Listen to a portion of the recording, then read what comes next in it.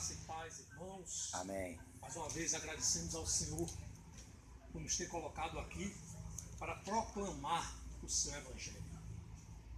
Hoje nós vamos trazer um tema de grande repercussão, porque no final das contas é o tema central de tudo. É o tema central. Nós vamos perguntar e vamos tentar responder através do Espírito Santo de Deus. Afinal, o que é o Evangelho? Essa é uma mensagem ousada, porque o tempo é muito curto, mas não existe tempo para Deus. Então, uma frase do Espírito nos mobiliza e nos faz crescer em nosso coração. E é isso que nós pedimos, a compreensão, que possamos compreender, afinal, o que é o Evangelho. O Evangelho, numa visão bem simplista, o Evangelho é a Bíblia. Então não é fácil discorrer sobre a Bíblia em pequenos momentos. Mas a profundidade desta palavra, que vem do Espírito, pode nos fazer e nos vai fazer, certo? Ver com outros olhos muita coisa que nós tínhamos aprendido de forma equívoca. Quiçá que o Espírito Santo possa contemplar aqueles que ainda não descobriram as maravilhas do Senhor. Afinal, o que é o Evangelho? O Evangelho, que é uma palavra euangelios, ou seja, euangélio, uma palavra grega que tem o eu, que significa bom em tradução, e o angelion, que significa mensagem. A rigor seria bom mensagem, mas numa tradução, no entendimento, significa boa nova, boa notícia, boas novas. Este é o Evangelho.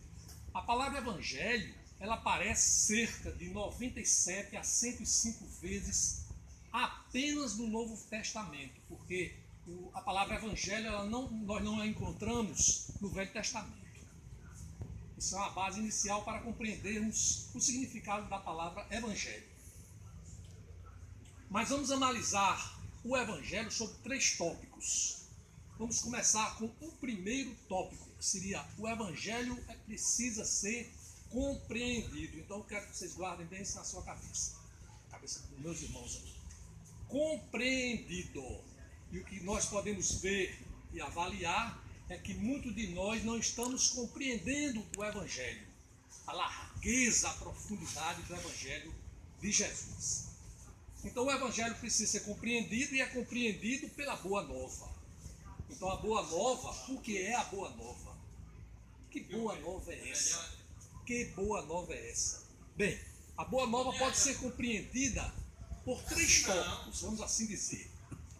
A vinda do reino dos céus, Jesus é o Evangelho e a mensagem da cruz. Não se pode falar em Evangelho sem falar a mensagem da cruz. É desnaturar o Evangelho. Então o Evangelho não é só a boa nova da vinda, não, é tudo, né?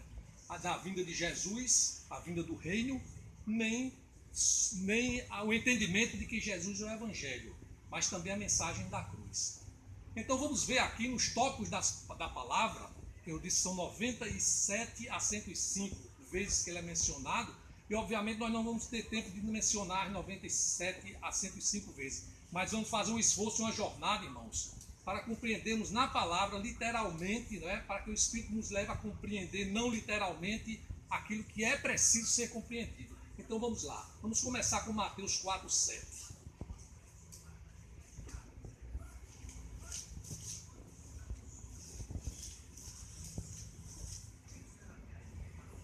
Daí por diante passou Jesus a pregar e a dizer: arrependei-vos, porque está próximo o reino dos céus. Veja isso, aí já é o Evangelho. Em Marcos 1:14-15,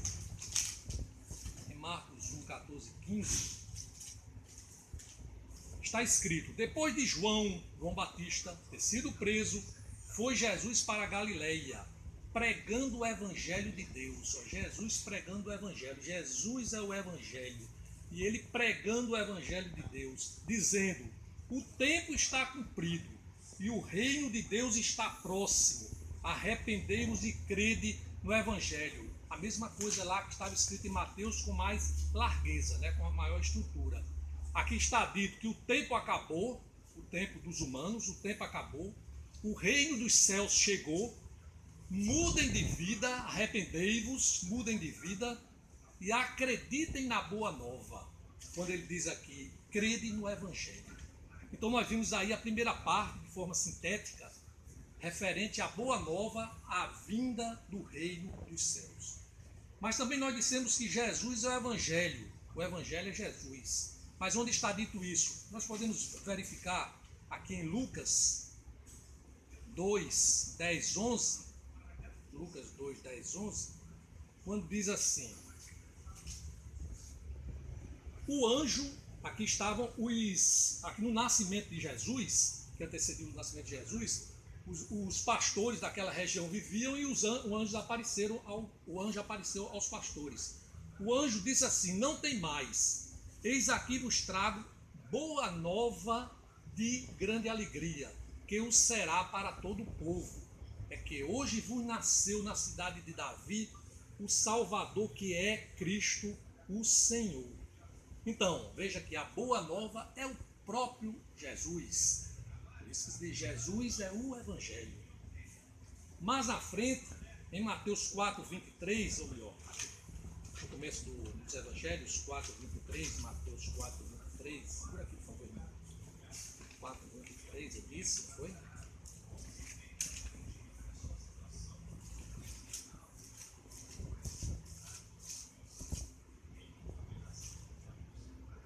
Mateus 4, 23, diz assim, percorria Jesus toda a Galileia, ensinando nas sinagogas, pregando o Evangelho do reino e curando toda sorte de doenças e enfermidades entre o povo.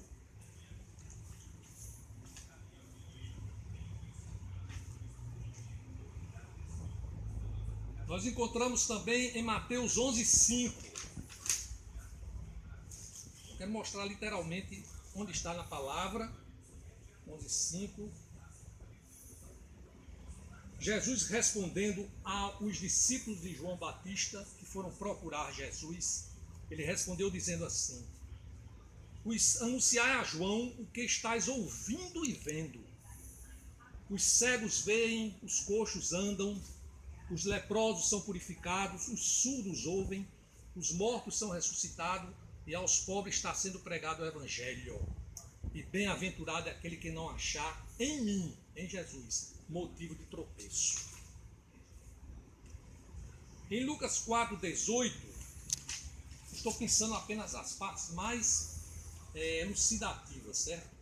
Jesus indo para Nazaré, onde ele fora criado, ele entrou numa sinagoga num sábado, como era de costume, levantou-se para ler, lhe deram o livro do profeta Isaías e abrindo o livro, Jesus achou o lugar onde estava escrito. Aqui é quando Jesus diz que é o Messias, é a revelação.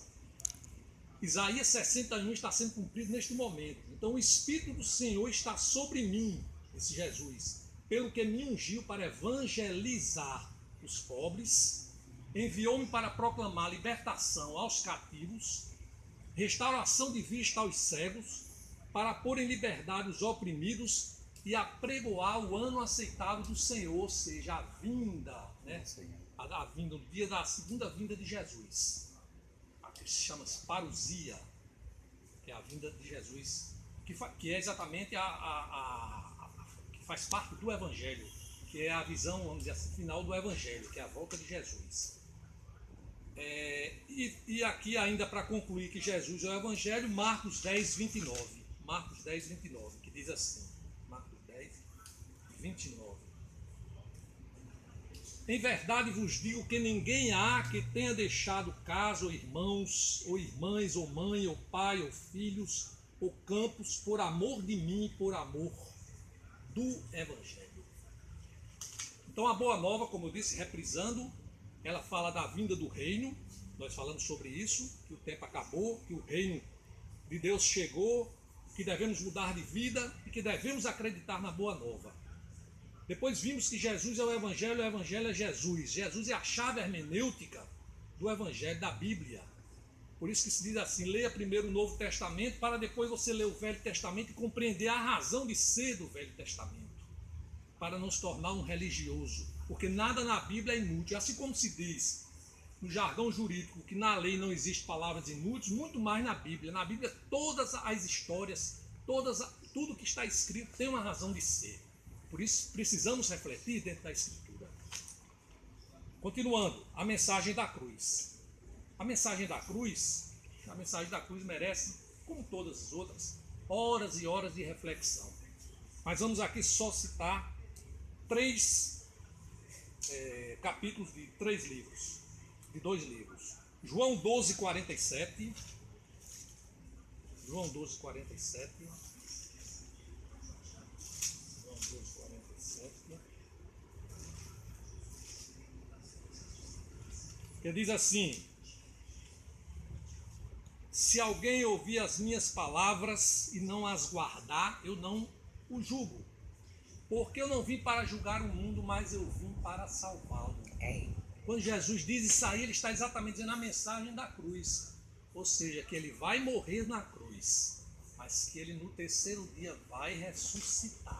Glória a Deus. Vai levar os pecados, todos os nossos pecados, e vai ressuscitar, reconciliando o homem com Deus e os homens entre os homens. Mas em João 3:16, 17, nós temos talvez aqui o versículo mais conhecido da palavra de Deus. Porque Deus amou ao mundo de tal maneira que deu o seu Filho unigênito, para que todo o que nele crê não pereça, mas tenha a vida eterna. Porque Deus enviou o seu Filho ao mundo, não para que julgasse o mundo, mas para que o mundo fosse salvo por ele. Em Mateus 20:17, estamos concluindo. Mateus 20:17, mas é preciso fazer essa jornada. Estando Jesus para subir a Jerusalém, chamou à parte os 12 e em caminho disse aos 12 discípulos: eis que subimos para Jerusalém, e o Filho do Homem será entregue aos principais sacerdotes e aos escribas. Eles o condenarão à morte e o entregarão aos gentios para ser escarnecido, açoitado e crucificado, mas ao terceiro dia ressurgirá. Aleluia. Amém. Finalmente, João 19:30. João 19:30.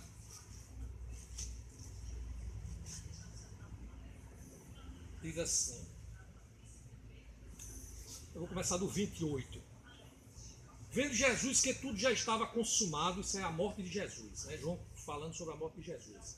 Para se cumprir a escritura, disse Jesus: tenho sede. Estava ali um vaso cheio de vinagre, embeberam de vinagre uma esponja, fixando no caniço de isopo, lhe chegar à boca. Quando, pois, Jesus tomou o vinagre, disse Jesus: está consumado. Essa é a mensagem da cruz. Em grego, tetelestai. Cumprindo assim o que já havia sido dito pelo profeta Isaías no livro 53, no capítulo 53, versículo 12. Então nós vimos rapidamente assim a boa nova na vinda do reino, de Jesus no Evangelho e na mensagem da cruz. Esse é o primeiro tópico. O segundo tópico, então nós falamos aí da compreensão. É preciso compreender o Evangelho. Então, irmãos, meditem sobre a palavra nesse sentido. Nós mostramos o que era o Evangelho em síntese, né? Tentamos mostrar. Mas o Evangelho não é só para ser compreendido.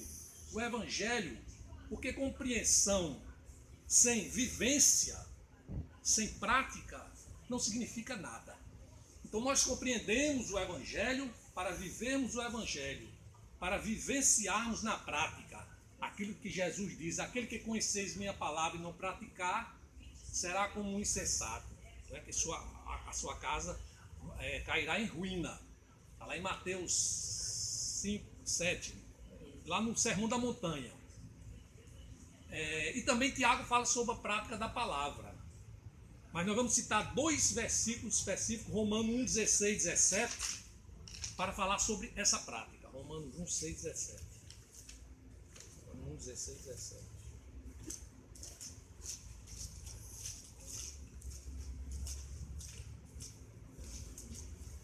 Aqui diz assim. Romanos 1, 16, 17. Prática da palavra. Pois, disse Paulo aos Romanos, pois não me envergonho do Evangelho. Eu não me envergonho do Evangelho, porque é o poder de Deus para a salvação. Todo aquele que crê, primeiro do judeu e também do gentil, melhor, do grego.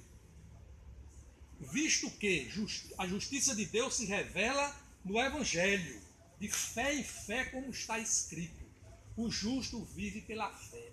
É interessante que foi esse versículo aqui, que motivou o bispo, né, Lutero, Martim Lutero, a proclamar suas 95 teses. Esse versículo acendeu nele, vamos dizer, inspirou, o Espírito bateu nele e fez essa modificação completa do que vinha sendo feito na prática de modo equívoco, de modo errado.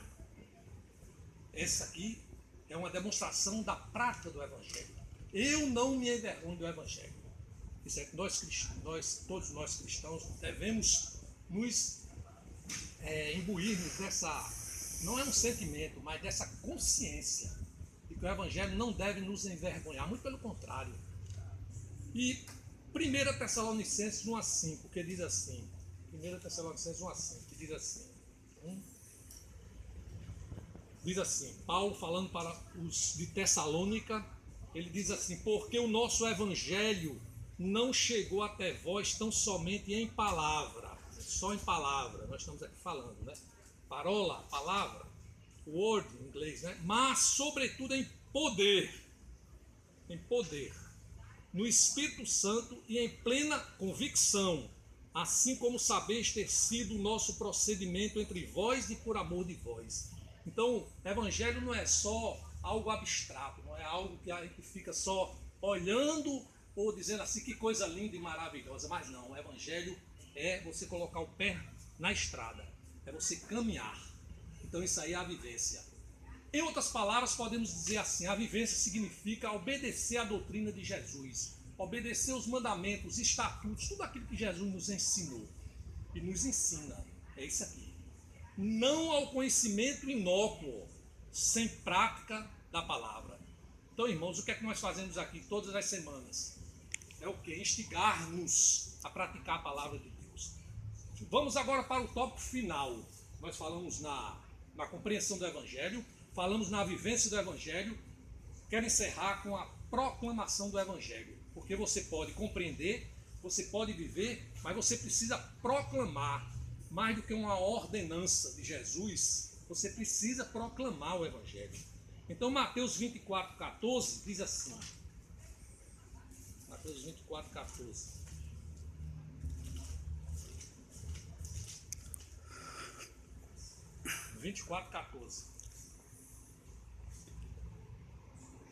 E será pregado este Evangelho do reino por todo o mundo, para testemunho a todas as nações. Então virá o fim. Isso aqui quando Jesus estava discorrendo sobre princípios das dores, antevendo exatamente o Apocalipse. Então ele fala exatamente sobre isso, precisa para se chegar lá, e vai se chegar porque as Escrituras assim diz. Então é preciso que o Evangelho seja conhecido, e para ser conhecido ele será pregado. Mateus 26:13 diz assim: em verdade vos digo, onde for pregado em todo o mundo este Evangelho, será também contado que ela fez para a memória sua. Está dito aqui. Porque está falando da mulher que derramou sobre a cabeça de Jesus, né? O vaso, né? Estando ele à mesa, né? Em Betânia. Então ela será a memória. Quando o Evangelho for contado, falado, ela será em memória, não é isso? 1 Coríntios 9:16. 1 Coríntios 9:16.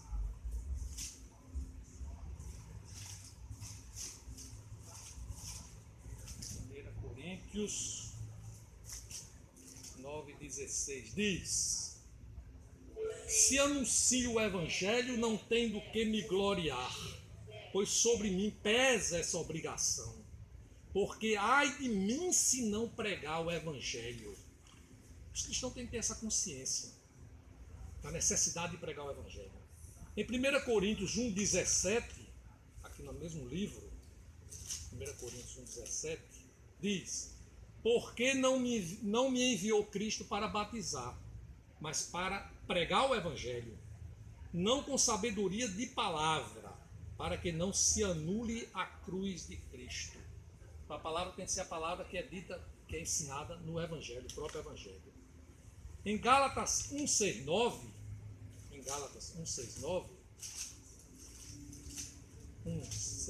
diz assim: admira-me que estejais passando tão depressa daquele que vos chamou na graça de Cristo para outro evangelho. Paulo falando aos Gálatas sobre os ventos das doutrinas que pulverizavam, né, na igreja de Gálatas. Então ele falava que chamou na graça de Cristo para outro evangelho, qual não é outro, senão que há alguns que vos perturbam e querem perverter o evangelho de Cristo. Mas ainda que nós mesmos, Paulo dizendo, ainda que eu mesmo, ou mesmo um anjo vindo do céu, vos pregue evangelho que vá além do que temos pregado, seja anátema, seja amaldiçoado. E Lucas 16:15, encerrando aqui essa parte, 16:15, Lucas 16:15. Lucas 16:15.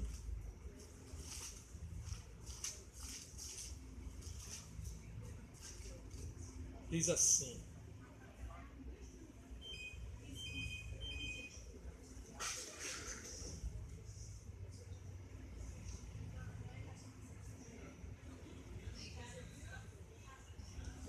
não é esse capítulo, mas não tem problema não é esse versículo não.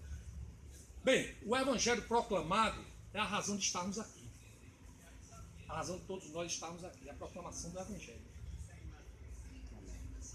Nós anunciamos o evangelho que há 2000 anos nos foi ensinado, e essa é a razão de nós estarmos aqui. Quando falamos de Jesus, pregamos o evangelho. Quando pregamos o evangelho, falamos de Jesus. Eles são um só, indissociável. O desafio, então, final é esse: é que sejamos evangelizadores. Então, irmãos, eu tentei, assim, em síntese, trazer o máximo da palavra de Deus, abordando sobre o evangelho. Muitas pessoas dizem que as pregações podem ser cansativas, isso não importa. O que importa é trazer a lume, sim, mostrar, né, o que a palavra diz. Né? Os irmãos têm que se debruçar, né, ante a Escritura, e lá buscar, né, pelo Espírito Santo, a compreensão que eu falei. Porque nós não temos como trazer a compreensão às pessoas, porque nós somos falhos e pecadores. Mas nós trazemos a luz, né, do Evangelho. O Evangelho vem para exatamente nos fazer, nos levar, né, a essa compreensão. A vivência também, o Espírito Santo nos dá a vivência, nos dá o interesse de pregar a palavra de Deus, de levar a boa nova. E finalmente, como eu disse, nós devemos pregar. Nós devemos pregar porque é ordenança, e Lucas fala, no final que eu não citei, mas é quando diz: pregai a todas as criaturas do Evangelho. É a grande comissão, não é? Que fala em Mateus também. Ou seja, nós temos essa incumbência. Então o desafio é o seguinte: nós falamos hoje na administração moderna, falamos sobre facilitadores, multiplicadores, né? São termos bem, né, que as pessoas gostam muito de mudar a terminologia das palavras, né, para dar uma feição nova. Mas não é sobre feição nova, mas nós devemos ser evangelizadores. Evangelizador significa dizer o seguinte: o desafio é esse. Você tem evangelizado? Você tem levado a palavra de Deus ao seu vizinho, ao seu irmão, ao seu colega? Ou você tem esquecido disso? Ou você só tem perdido tempo com conversas do mundo? Você não tem levado a palavra de Deus? Então procure buscar pelo Espírito Santo, né, se arrepender e buscar levar a palavra de Deus. Porque isso é um mandamento de Jesus. Nós precisamos fazer isso. Há necessidade para que o reino avance. Não porque Deus precisa de nós, mas nós precisamos dele e a Escritura será cumprida. Então, irmãos, evangelistas foram os que escreveram os evangelhos. Pregadores, pode-se dizer, são os pastores. Não precisamos ser pastores, a não ser que Deus queira. Não precisamos ser evangelistas, não seremos, porque o evangelho não será reescrito. A não ser que se entenda evangelista como um evangelizador. Mas sejamos evangelizadores. E pouco importa, né, a terminologia. O que importa é que nós sejamos agraciados pela bênção de Deus, reconhecendo a misericórdia e o amor dele, e levando a palavra dele. Para quê? Para que esse mundo não seja só repleto de conhecimentos vãs, mas que nós tenhamos conhecimento para praticá-los e para podermos pregar que há de melhor. Agradecemos a Deus por isso. Nós queremos encerrar orando.